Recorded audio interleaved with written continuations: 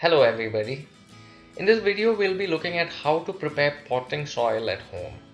Now before we begin, I'm going to explain why it is important to ensure that you have a good medium for plants that are potted inside the house, whereas the same plants can do pretty well on the ground soil in the garden, in the same kind of soil in the garden. In case of your garden, there are plenty of microbes and the soil is subjected to a lot of erosion and natural forms of tilling caused due to various environmental factors. But inside a pot, the soil is stagnant. This kind of a soil has no scope of aeration, there's no air circulation in it, nor will there be any plant friendly insects or worms that can keep making the soil air and nutrient rich. The plant roots, they need as much air as the leaves. Garden soil or when you use clay soil, when you keep this kind of a soil inside a pot, they tend to press downwards due to the weight of the upper layer of soil, and then they stick together, and there is no natural methods of harrowing that happens. The soil, what I mean to say is that the soil doesn't get shuffled up so that there is enough amount of air circulation inside the soil. So because of this, the root cells would end up choking, and then they become weak and eventually they die. So if you've noticed, plants that you buy, the potted plants that you buy from local nurseries, they never tend to grow like the way they grow when you keep them in their natural environment. So after they struggle to stay alive for several months, they just die. Now coming to the potting soil, there's a need to ensure that there are enough pores in the soil to supply air to the roots. So instead of using a soft clay soil or fine sand, you should also add a good amount of grainy sand or some amount of pebbles, and it should be a total mixture of different sizes of sand particles. So, but then again, when you pour water, the heavier particles tend to settle at the bottom, and the clayey part stays at the top. So, and the softer sand particles, they again, like I said before, they tend to stick together, and then they prevent air from entering the soil. And because of this, I've ended up losing quite a lot of plants, and then so I had to do a lot of research and figured out the best way to make potting mixes. Now, the primary focus that you should have when you make the ideal medium for potting plants is to ensure that there is enough aeration.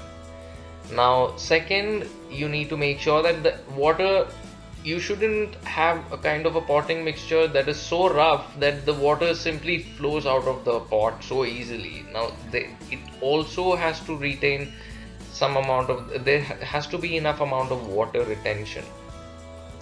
So the potting mixture has to have a balanced amount of clay based soil and enough amount of gravel. You don't want just gravel that will let the water simply flow away before the plant can absorb it.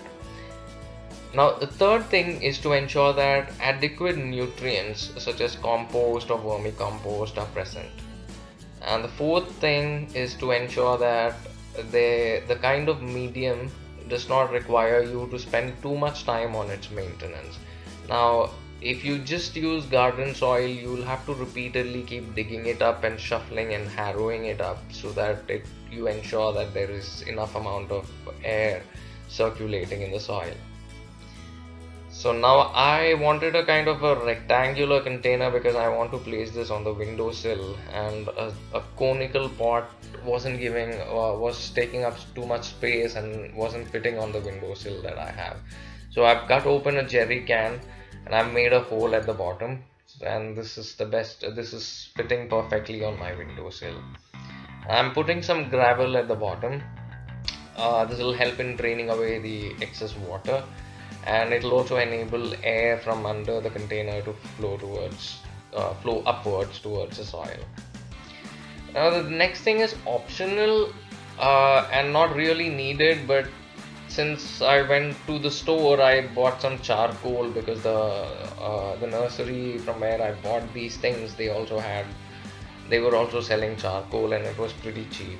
So I put a layer of charcoal on top of the gravel to help in absorbing the excess water, and uh, people on blogs have said that it also helps in maintaining the pH levels in the soil. Now we come to the most important part, which is the actual soil itself. Like I said before, we need a fibrous and a rough medium. So in order to add some fiber to the soil, you can, depending upon where you live, you can choose to use either peat moss or cocoa peat. Cocoa peat is just dried compressed fiber from coconut husk.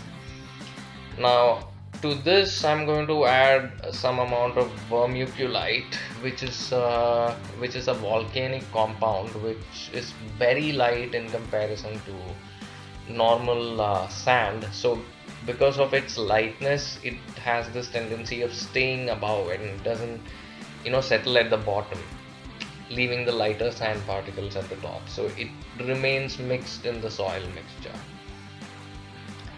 Now cocoa peat has a tendency to expand considerably. They are sold in the form of compressed bricks, but when you put it in water, it expands considerably. So you need to cut out a little bit of the cocoa peat and put it in a bit of water and decide how much of cocoa peat you would be needing for making the ideal potting mix. So the ideal mix should comprise of 1 part of cocoa peat with 1 part of perlite or vermiculite and 1 part of either sand or garden soil.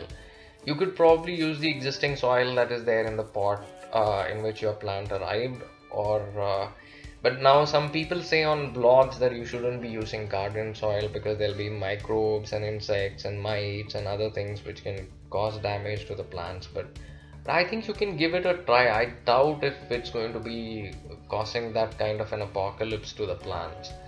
Because if there are plants that are surviving in the garden without any problems, then I think the soil should be good enough to be used in a pot. Now the potting mix, after you prepare it, when it is in a moist condition and when you hold it in your fist and try making a ball out of it, the particles should stick together and they shouldn't fall apart. And again, it shouldn't be too mushy, it shouldn't be too clayey. So if it is appearing to be too clayey, you can add a little bit more of fiber, either peat moss or cocoa peat. Now I'm filling this container with the soil that I prepared. It's a mixture of cocoa peat and vermiculite. I haven't added sand because I have a plant which came inside a polythene bag and it already contains some amount of garden soil. So I'm hoping that it just mixes with the rest of the soil. Now I'm filling up the top layer with a mixture of cocoa peat and organic fertilizer. So now we are good to go.